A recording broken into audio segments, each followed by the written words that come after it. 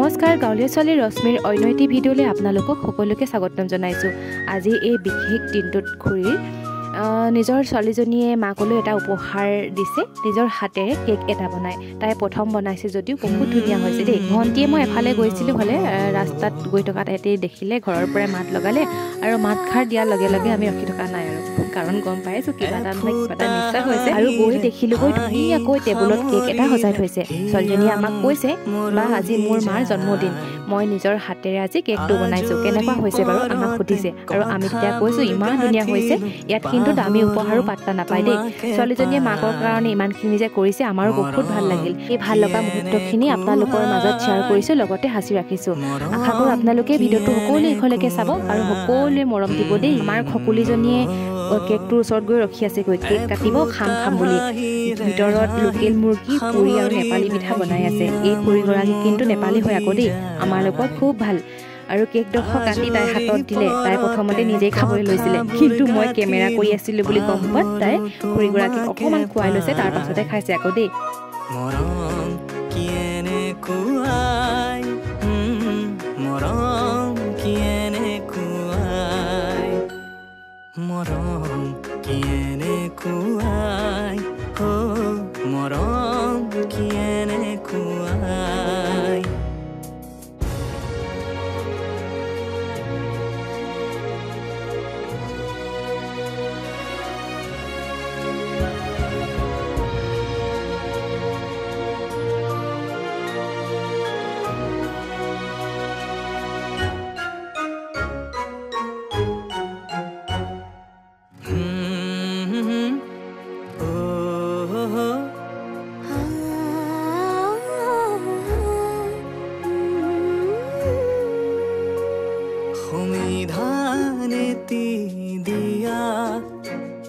বিধানো তাৰে হুৱা নিশা আহা বাৰে বাৰে টোপনি যাওঁ কেতিয়া